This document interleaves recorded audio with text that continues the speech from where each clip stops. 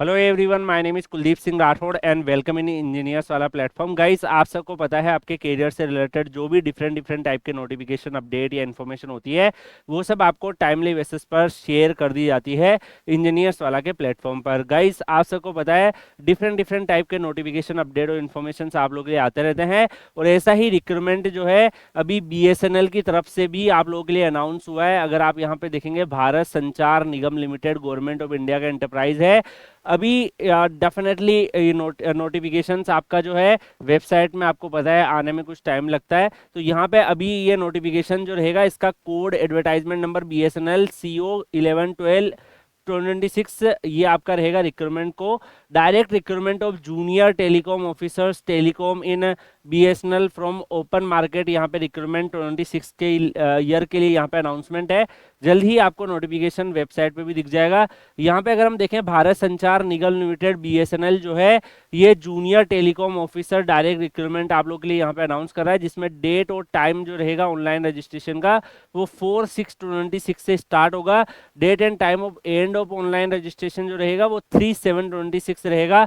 इसके साथ साथ जो date and time of start of application editing period भी दिया हुआ है। और एग्जामिनेशन जो होंगे इसके वो अराउंड आप लोगों के लिए यहाँ पे मंथ ऑफ अगस्त 26 में टेंटेटिव रहेगा।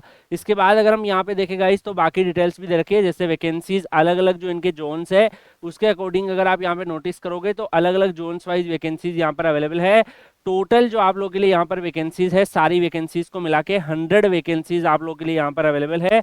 तो 100 वैकेंसीज आपके लिए टोटल वैकेंसीज आप लोगों के लिए रहेगी। इसके साथ साथ अगर हम इसमें अगर हम देखें तो गाइज सेकंड पीआरसी के अकॉर्डिंग आपका पे स्केल इसमें रहेगा for junior telecom officer telecom जो आप लोगों के लिए वैकेंसीज रहेगी। एंड इसके साथ साथ अगर आप नेक्स्ट देखो गाइज तो और भी काफ़ी सारी डिटेल्स रिगार्डिंग द सेम्स यहाँ पर अवेलेबल है। अलग अलग जो क्वालिफिकेशंस वगैरह है वो सारी डिटेल्स अवेलेबल है। एजुकेशनल क्वालिफिकेशंस के लिए भी इन्होंने टेबल बना रखी है। मिनिमम एज लिमिट 20 ईयर रहेगा, मैक्सिमम 30 ईयर रहेगा। और जो closing date of receipt of application है उस हिसाब से ये काउंटिंग होगी। अब अगर अनरिजर्व्ड ईडब्ल्यूएस ओबीसी इन सब कैटेगरी से बिलोंग करते हैं तो 30 ईयर है। ओबीसी एनसीएल में 33 ईयर है। एससी एसटी में 35 ईयर इन्होंने एज लिमिट रखी है। इसके अलावा भी अगर आप यहाँ पे देखो गाइस तो और भी जो क्वालिफिकेशन से रिलेटेड डिटेल्स है वो भी इन्होंने यहाँ पर मेंशन कर रखी है। तो जो भी स्टूडेंट्स आप में से डेफिनेटली अप्लाई करना चाहते हैं, आपको इनके जो selection process computer based multiple choice objective type test से गुजरना पड़ेगा, जिसमें आप लोग के लिए engineering stream section first, engineering stream section 2 and general ability test section third की आपकी यहाँ पर यहाँ पर जो है सीरीज आपकी रहेगी। यानी कि फर्स्ट पेपर में आपका इंजीनियरिंग स्ट्रीम सेक्शन 1 से क्वेश्चन पूछे जाएंगे। देन आपका अगर देखोगे इंजीनियरिंग स्ट्रीम सेक्शन 2 एंड फिर जनरल एबिलिटी सेक्शन 3 आपका रहेगा। और computer based multiple choice objective type test आपका ये रहेगा।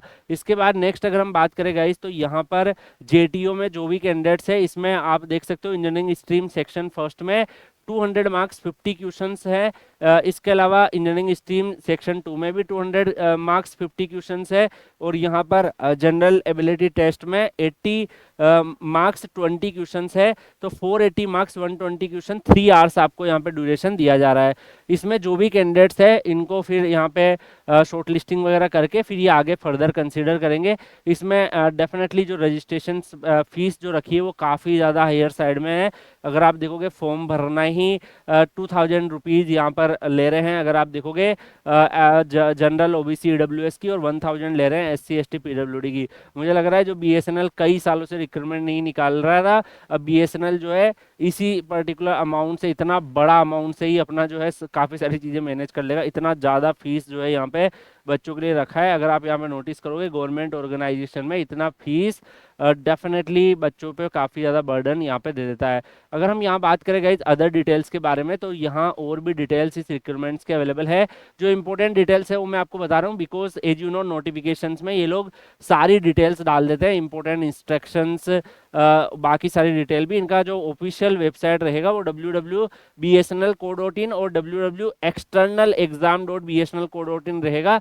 तो यहाँ पर जो है आप लोग की ऑफिशियल वेबसाइट रहेगी। नोटिफिकेशन जल्दी ही आपको वेबसाइट पे दिख जाएगा। यहाँ पे क्वालिफिकेशन में जैसे जो टेलीकॉम फंक्शन है इसमें बैचलर ऑफ इंजीनियरिंग डिग्री आपका होना चाहिए, central government, state government and इन सबसे telecommunications, electronics, radio, computer, electrical, information technology और इंस्ट्रूमेंटेशन ब्रांच में है। है या एमएससी इलेक्ट्रॉनिक्स या एमएससी कंप्यूटर साइंस में कर रखी है तो definitely you are eligible to apply in this particular vacancies.